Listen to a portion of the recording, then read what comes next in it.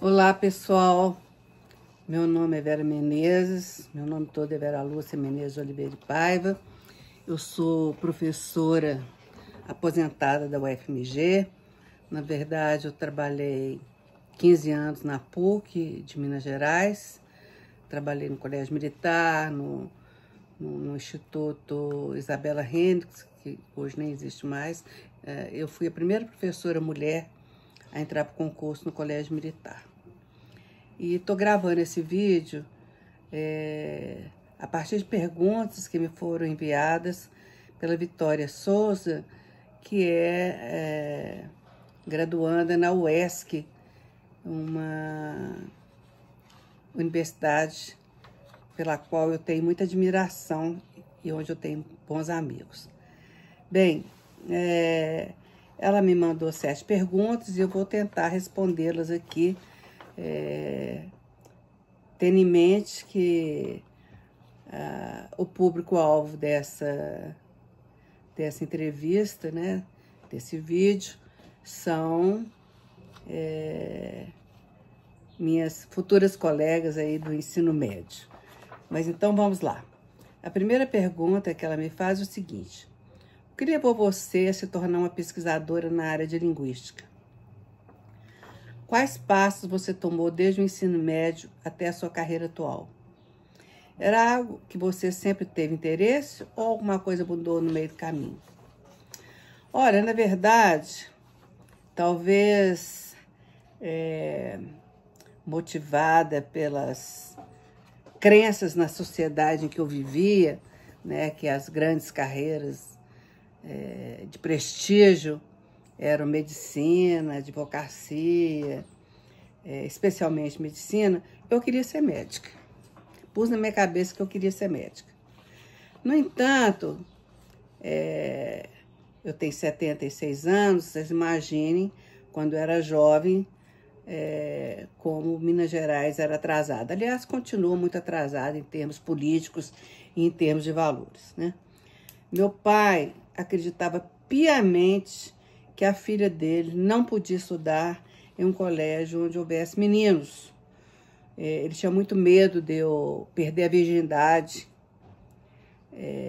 fazer alguma bobagem. Então, ele me obrigou a estudar. Eu só tinha uma instituição em Belo Horizonte onde eu poderia estudar. Pagar, ele não podia pagar. Tinha que ser ensino público. E eu, então, fui estudar no Instituto de Educação. Desde naquela época era ginásio e ensino normal, que era a formação de professores. Então, fui lá fazer meu curso normal, ou seja, me formar professora para ensino fundamental, de 1ª a 4ª, com muito desgosto. O curso teve muita coisa boa. A Educação era uma escola excelente, mas eu me sentia muito idiotizada por ficar aprendendo coisas em que eu tinha que me fazer de criança para poder aprender, como certas canções. Eu me sentia muito idiotizada. Mas eu sempre gostei muito de língua, já estudava. Meu pai, apesar de não poder pagar uma escola, ele fez o maior sacrifício para pagar para mim um curso de inglês, então eu era boa em inglês e me interessei por línguas. Bom, aí chegou a hora do vestibular. Eu não tinha outra opção. Nessa altura, eu casei no final do ensino médio, queria continuar a estudar, precisava trabalhar. Então, medicina nem pensar, porque eu não tinha preparação para entrar numa escola de medicina. E o único curso que eu teria chance de entrar seria num curso de letras. E eu precisava de estudar à noite. Naquela época, a Universidade Federal de Minas Gerais já tinha um curso de letras noturno. Mas eu, como tantas pessoas, ainda hoje, de escola pública, tinha a crença sem fundamento de que eu não, por ser de escola pública, nem isso, porque nem era, vou até apagar isso, não é porque eu era de escola pública não, porque o Instituto de Educação era considerado um dos melhores colégios de Belo Horizonte. Mas eu achava que eu não tinha condição de entrar numa federal. Aí entrei no primeiro curso noturno da PUC. Nessa altura, meu pai se dispôs a pagar para mim. E ele sempre deu muito valor ao ensino e eu fui fazer letras. E adorei o curso de letras. Gostei muito. Fui contratada ao fim do curso como professora da PUC Minas, onde eu dei aula de inglês durante 15 anos. E fui fazer mestrado, né? Quando eu estava fazendo mestrado, apareceu o concurso na Universidade Federal para professor assistente. Hoje, coisa que não existe mais, né? Porque antigamente você entrava sem ter doutorado, sem ter mestrado. Eu estava fazendo mestrado e fui concorrer para assistente. E aí, aquele ambiente de pesquisa, né? Eu já estava fazendo mestrado, porque eu gostava muito de estudar, nem era porque eu queria ascender, porque eu já estava num curso superior. Aquilo me contaminou, ver todo mundo pesquisando, os colegas brilhantes que eu tinha. E aí, depois do mestrado, eu fui fazer doutorado no Rio de Janeiro, na área de linguística. Porque apesar de eu amar literatura e amo até hoje, leio demais, eu não achava que eu tinha vocação para crítica literária, para fazer análises literárias. E eu, então, fui fazer meu doutorado no Rio de Janeiro. Bom, então foi por acaso, mas sabe aquele acaso que deu certo? E aí eu aproveito para dizer para vocês, acredite nos seus sonhos. Todo mundo consegue entrar numa universidade federal, ainda mais hoje que tem muitas vagas, né? Olha, a segunda pergunta é: o que mais a fascina na linguística? Há algum aspecto específico que você considera particularmente interessante ou desafiador? E o que mais te motiva a continuar no campo da ciência e pesquisa? Bom, na linguística, me encanta a criatividade do leitor, do falante. As metáforas, a criação de neologismos e o fenômeno, aí já na linguística aplicada, né? O fenômeno da aprendizagem de línguas. Eu estou fechando, eu me aposentei, não estou mais ligada à universidade, mas continuo a escrever sobre o que me interessa. E eu estou fechando um texto junto com mais 2 colegas e amigos, meus afilhados de casamento, sobre um texto que tem provisoriamente o título de Morfologia da Resistência. Nós coletamos no governo Bolsonaro, durante um período do governo, o último ano dele, nós coletamos em vídeos em programas no YouTube, especialmente do canal 247 e também no Twitter, coletamos mais de 100 neologismos e agora nós estamos analisando esses neologismos à luz do contexto histórico e da teoria da morfologia, né? Então, só para vocês terem uma ideia, eu anotei aqui alguns, tem mais de 100 termos que foram criados durante o governo Bolsonaro. Bolsofóbico, bolsolão, bolsonero, bolsotário, bolsonarentos, bolsoline, eleitogado, fakenaro, familícia, miliciata e muitos outros, né? Então, isso é que eu estou fazendo atualmente. E também estou num grupo sobre sustentabilidade, onde eu estou trabalhando com linguagem e sustentabilidade, mostrando como nós também precisamos de tornar as línguas sustentáveis, né?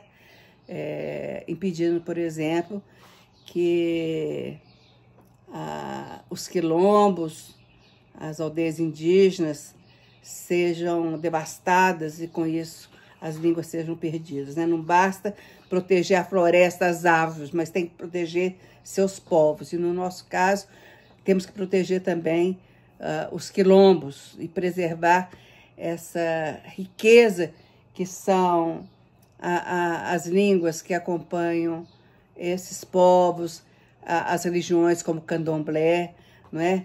Então, ter um mundo sustentável também respeitar a diversidade e proteger essa diversidade, no caso do meu estudo, diversidade linguística.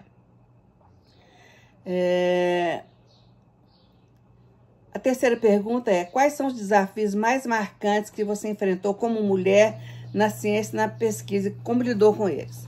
Bom, eu sempre fui muito assertiva, né? Mas eu enfrentei, não como cientista, mas como mulher, quando eu comecei a lecionar, eu enfrentei 2 assédios sexuais fortes. Num deles, na PUC de Minas Gerais, um assédio foi muito forte e isso acabou resultando numa perda salarial muito grande, porque o chefe que me assediou passou a dizer que eu não era mais importante para o curso. E também sofri um assédio sexual no colégio militar e, na época, ditadura, eu não tive coragem de denunciar. No primeiro caso, eu não denunciei com medo de perder o emprego. E no segundo, eu não apesar de ser funcionária pública, eu fui a primeira mulher a entrar no colégio militar por concurso, eu não denunciei com medo da ditadura, né? Porque eu era uma militante, estava em plena campanha das diretas já, e eu muito militante, tinha atuado no movimento estudantil, resolvi não denunciar, mas tive apoio de um colega militar que disse que se eu denunciasse, ele me daria apoio. Mas eu fui covarde, porque eu acho que a gente tem que denunciar essas coisas. Bom, quanto à área de linguística, ela nunca teve, nunca foi sexualmente marcada, né? É uma área que tem muitas mulheres, muita variedade de gênero, muito respeito a essa... Eu falei variedade, porque eu estou com linguística na cabeça, diversidade, né? E muito respeito a essa diversidade, né? Os colegas homens não são colegas que se posicionam como superiores aos outros gêneros, então nunca tive nenhum problema na área de linguística. Mas já ouvi de um colega da computação na UFMG uma vez, onde eu defendia que todo professor tinha que ser pesquisador, ele virou para mim e falou assim: eu não estou falando da pesquisa da tia, que eu achei assim misógino e desrespeitoso, porque pesquisa todo mundo tem que fazer, não é? Até quem não é pesquisador científico, né? Você, por exemplo, faz pesquisa de preço antes de comprar um objeto de um certo valor, não é? Você vai no supermercado, você compara preços de produtos, então você está fazendo pesquisa. Mas eu já sofri também o que a gente chama na linguística de men's interrupting. E foi agora, recente, nesse grupo de sustentabilidade, um colega fazendo crítica ao trabalho que eu tinha apresentado, algumas até pertinentes, mas outras totalmente impertinentes, e ele não me deixava falar. E eu fiquei muito irritada com aquilo e vou fazer um desabafo público na próxima reunião. Eu digo na próxima, porque ontem teve uma reunião, por acaso, mas o colega não estava lá e eu não tive oportunidade, não vou fazer pelas costas, né? Mas eu fiz um texto de quase 2 páginas com um posicionamento muito firme. Eu acho que todos nós, isso é uma coisa que a linguística nos dá reforço, porque desde a década de 70 há estudos mostrando 2 características básicas da interação homem-mulher. Os homens sempre interrompem a mulher, muito mais que as mulheres os interrompem, e eles estão sempre tentando ensinar, né? Qualquer coisa que você fala, vem lá uma aula. Então, acho que nós temos também que resistir a isso. Mas, quanto à pergunta, eu não tive desafio marcante como mulher na ciência. Eu fui ascendendo de acordo com as regras da academia, tentei a bolsa de CNPq várias vezes até conseguir. Então, o conselho que eu dou a todas vocês é serem, para quem não sabe, a bolsa de CNPq é um adicional em dinheiro que você ganha para fazer pesquisa, né? Isso é um objetivo de todo professor universitário. Mas se você quer ser um pesquisador, vá em frente.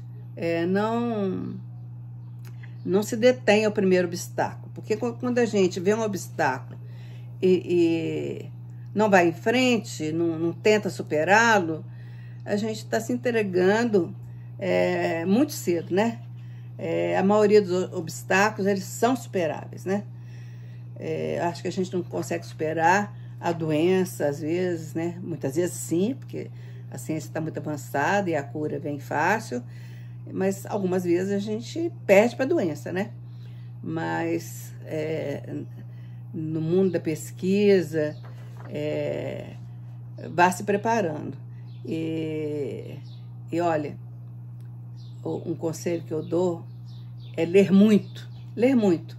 Gostou de um assunto, lê muito. E hoje, na minha época, a gente tinha que buscar nas bibliotecas. Hoje a internet traz até livros, né, gratuitos.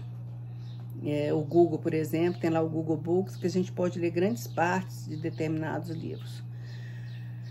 Bom, a quarta pergunta é se eu poderia descrever uma experiência de pesquisa que foi marcante para mim. E por que ela foi tão marcante? Olha, por incrível que pareça, a experiência mais marcante minha na pesquisa, eu não publiquei.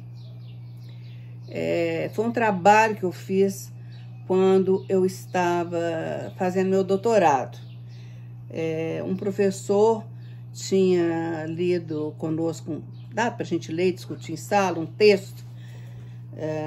Os autores eram marido e mulher, o casal Milroy, onde eles mostravam que as mulheres se aproximam mais da língua padrão do que os homens. E eu fiquei pensando, a população que eles investigaram, eles descreveram como meninas que os irmãos iam mais para a rua, elas ficavam mais dentro de casa. Então, tinha várias variáveis aí desses falantes. E elas se aproximavam mais da língua padrão do que os meninos. E eu resolvi investigar numa outra realidade. Eu fui à FEBEM, antiga FEBEM, hoje não existe mais, né, FEBEM, aqui em Belo Horizonte, e solicitei à direção a oportunidade de conversar com um grupo de meninos e um grupo de meninas que tivesse as seguintes características: já tivesse cometido algum delito, bom, todos que estavam lá tinham cometido algum delito, né? Mas algum delito mais grave, tivessem sido abandonados pela família, ou seja, meninos que tinham mais uma vida na rua, né? E assim foi feito. Eu lembro que eu levei um pacote de biscoito, sentei no chão na época, que eu ainda conseguia sentar no chão, junto com as meninas, junto com os meninos. E um método de você abordar as pessoas para que elas falem muito é perguntar sobre situações de perigo que essas pessoas já tinham passado. Essa questão faz com que as pessoas falem muito. E de verdade, eu não estava interessada em si no perigo, mas na fala. E aí gravei com os meninos, depois, não lembro a ordem, mas gravei com os dois grupos de meninos e meninas que foram muito receptivos a mim. Mas uma coisa me marcou. No grupo das meninas, uma menina começou a fazer bullying com a outra. Aparentemente, elas eram cunhadas. E aí a menina acusou a namorada do irmão, dizendo para mim: Dona, essa aí faz a vida lá na Praça da Estação. A Praça da Estação em Belo Horizonte era um lugar onde se concentrava, ainda hoje, mas hoje está revitalizada. Domingo passado, por exemplo, fizeram lá uma simulação de praia, né? Porque Belo Horizonte, Minas Gerais, não tem praia, né? E a menina falava assim, não faço não, dona. E a cunhada insistindo. Até que a menina virou para mim e falou assim, dona, enquanto eu tiver força para roubar, eu não faço a vida. Gente, isso teve um impacto na minha vida. E eu formei em Direito também. Depois que eu estava fazendo letras, eu acabei fazendo Direito na Universidade Federal. Fiz os dois cursos juntos. Formei em Letras em 71 e em Direito em 73. Fiquei tão impactada com aquilo, porque o que aquela menina estava me dizendo é que roubar para ela era um valor.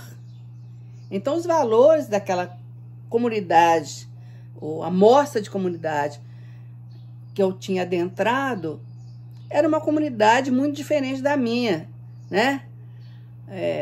Marcada positivamente pela minha branquitude, né? Que não me trouxe problemas de violência.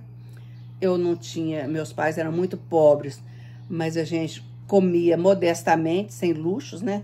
Nunca entrou, por exemplo, camarão na minha casa, que aqui é caríssimo, né? Mas eu não passei fome. Meu pai sempre me apoiou nos estudos. Não havia, eu morava num bairro relativamente pobre, chamado Carlos Prates, mas não havia tráfico de droga. Eu não fui aliciada por nenhum marginal. Então, eu tinha uma vida muito diferente daquelas crianças pobres, pretas, discriminadas pela nossa sociedade desde a época em que os negros eram escravizados, né? O Brasil nunca deixou de descriminalizar os descendentes dos escravizados. E aí, isso me deixou muito impactado. O resultado da pesquisa foi que os meninos se aproximaram mais da língua padrão, uma coisa que não valia, um tema que não valia a pena nem publicar, porque eu acho que isso, a minha tese é que isso vai variar de grupo a grupo, e eu não, para publicar isso, eu teria que comparar com outros grupos, mas me impactou, né, de forma direta aquilo que eu não fui buscar, né, que hoje seria um grande tema para criminologia, né? E, por sinal, eu hoje estou fazendo especialização em criminologia e eu sempre trago essa história para as aulas que eu assisto. Bom, vamos para outra pergunta.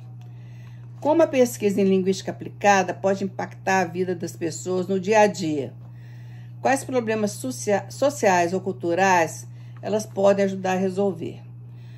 Olha, eu não sei, apesar de uma das definições da linguística aplicada é a de resolver problemas, eu acho que ela pode resolver alguns problemas, por exemplo, quando você se grava na sala de aula e percebe que você, por exemplo, não está dando tempo suficiente para os seus alunos te responderem, ou que está havendo uma preferência do professor por um determinado aluno, e o professor faz isso de forma inconsciente, então se ele tem oportunidade de ver isso, ele pode tomar consciência disso e melhorar a sua atuação. Mas, de forma geral, eu acho que a linguística aplicada traz mais uma possibilidade de autoconhecimento, de conhecimento de determinados grupos do que de solução. E uma das coisas que eu considero muito importante na linguística aplicada são as narrativas. Sejam elas de vida, sejam elas de violências sofridas, sejam elas de vida em comunidade. E eu acho que vocês do ensino médio podem muito bem fazer isso, né? Por exemplo, pegar narrativas dos seus avós, dos seus parentes mais velhos, para saber como era a vida na comunidade que você vive há mais tempo, para saber mais sobre as suas origens. os valores dos seus familiares, e as narrativas sobre si mesmo, né? Eu trabalhei muito com narrativas, coletei narrativas sobre aprendizagem, coletei narrativas de experiências com tecnologia. E no meu grupo de pesquisa, teve uma pesquisa muito interessante, feita pela Renata, que ela coletou narrativas com alunos do EJA, né, que antigamente era chamado de ensino, era madureza, né, curso de madureza, que era para aquelas pessoas mais maduras, que não tinham oportunidade de se alfabetizar quando eram crianças. E a Renata coletou essas narrativas em WhatsApp, que, aliás, a tecnologia tem dado oportunidade de pessoas que não sabem escrever a se comunicar, né? Eu acho que esse é um aspecto positivo, apesar de todos os outros aspectos negativos, principalmente agora, eu estou gravando hoje, há 3 dias das eleições, e a gente sabe como as redes sociais impactam negativamente. Mas é tão bonito ouvir essas narrativas. Elas estão lá na minha página, veramenezes.com. Aí você clica lá em narrativas ou em projetos, você vai chegar nessas narrativas. Mas então, eu acho que quando a gente tem a oportunidade de pensar sobre a gente mesmo,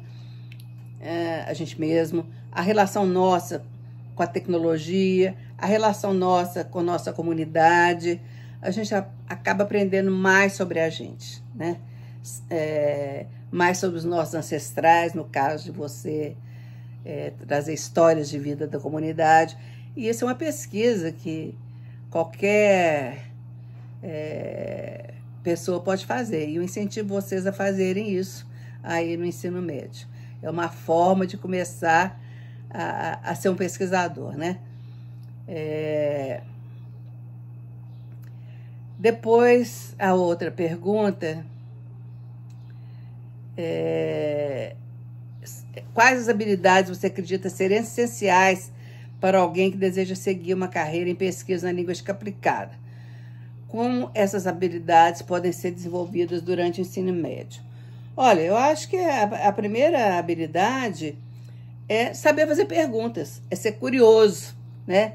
E saber fazer perguntas e ir em busca de respostas para essas perguntas.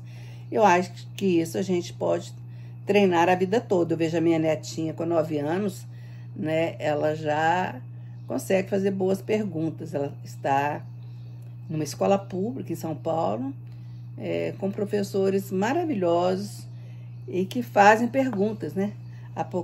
Por exemplo, ela me entrevistou para saber sobre meus hábitos de leitura. Olha que coisa mais linda.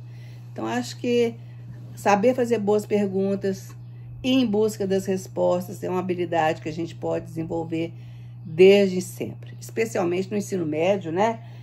Quando vocês já são muito maduros, já estão bem inseridos nos seus grupos sociais e provavelmente já desenvolveram uma sensibilidade crítica. Enfim, veio a última pergunta, que é: qual a importância da mentoria para jovens pesquisadores? Você teve mentores? Não, eu não tive mentores. Mas eu acho que o mentor pode ajudar muito, né? Indicando bibliografia, orientando nos projetos de pesquisa, conversando, né? Porque nada mais importante do que a gente conversar com alguém. Não necessariamente com um colega da área, mas se você pega um amigo e fala: eu fiquei curiosa sobre isso, eu estou pesquisando, estou achando isso, descobri isso, a pessoa vai te fazer perguntas e às vezes vai te fazer perguntas fundamentais para que você desenvolva a sua pesquisa. Então, se vocês tiverem a oportunidade de ter mentores, olha, palmas, vai ser muito bom. Mas se não tiverem, procure interagir com quem também seja curioso e com quem você possa dividir suas dúvidas e as suas descobertas. Olha, eu vim aqui de cara limpa, sem maquiagem, com meus cabelos brancos, porque eu queria que vocês soubessem quem sou eu depois da aposentadoria, né? Envelheci muito, mas continuo curiosa e fazendo perguntas.